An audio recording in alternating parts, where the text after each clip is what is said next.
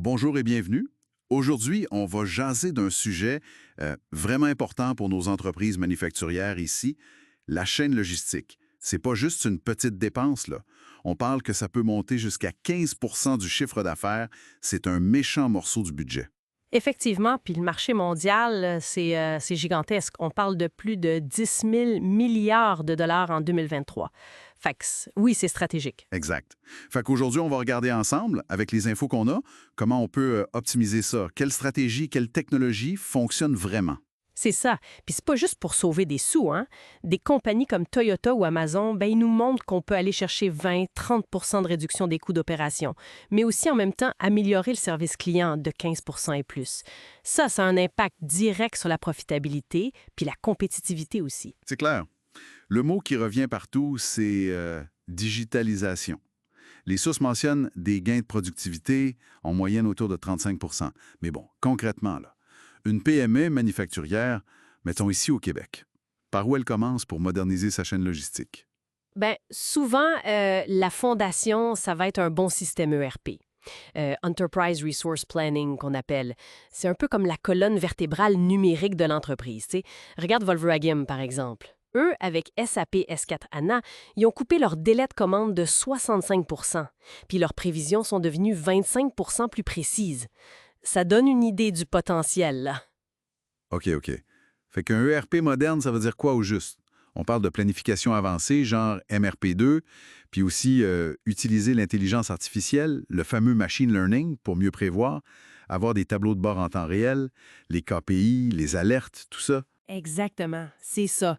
Des tableaux de bord clairs, pouvoir gérer plusieurs usines, différentes devises si besoin, puis surtout des API ouvertes pour connecter ça avec d'autres systèmes facilement. Avoir une vue d'ensemble fiable, finalement. Mhm. Oui, mais il faut faire attention. Un ERP, c'est très fort pour le transactionnel, tu sais. Savoir quand une job commence, quand elle finit. Mais pour suivre finement ce qui se passe pendant la production, sur le plancher, à la minute près, là, c'est parfois moins son point fort. Il y a des solutions plus spécialisées pour ça. Puis c'est là que j'imagine l'Internet des objets, l'IoT, entre en jeu. Pour aller chercher cette info-là direct sur le terrain. Il y a une étude de McKinsey qui dit que 87 des compagnies qui déploient l'IoT voient des gains significatifs. C'est dur à ignorer, ça. Tout à fait. L'IoT, ben, c'est un paquet de technologies ensemble. Tu as des capteurs comme les puces RFID qui peuvent communiquer à plus de 100 mètres maintenant. Tu as les réseaux, LoRaWAN, même la 5G privée dans les usines. Les jumeaux numériques pour simuler, optimiser. Puis les algos qui analysent tout ça. Gartner parle d'une fiabilité de 95 pour ces analyses. Michelin, par exemple, ils ont mis 50 000 capteurs. Résultat, moins 27 d'arrêts non planifiés. C'est direct comme impact, ça. Wow! Puis, indirectement, ben, cette efficacité-là, ça réduit le gaspillage, puis l'empreinte environnementale aussi, c'est pas négligeable. On parle de réduction possible de 30 à 50 C'est impressionnant. Bon, mais si on a cette belle visibilité grâce à l'ERP puis l'IoT, comment on s'attaque à un des gros centres de coûts, les stocks? Les sources parlent d'économies qui peuvent aller jusqu'à 25 des coûts logistiques. Comment on fait ça sans risquer de manquer de stock, surtout avec le contexte actuel, hein? C'est toujours ça le défi, trouver l'équilibre. L'approche Lean, la gestion allégée des inventaires, c'est une méthode qui a fait ses preuves. Le but, c'est de réduire les coûts de stockage qui peuvent baisser de 20 à 35 Dell, c'est un bon exemple. Eux, ils sont passés d'une rotation de stock de 7 fois par an à plus de 30 fois. Ah ouais. Comment? Déclencher la production ou l'approvisionnement juste à temps.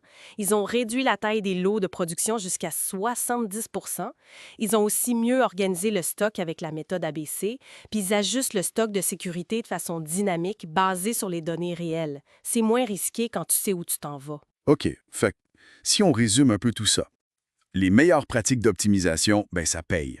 Sur les coûts, sur le service, c'est prouvé.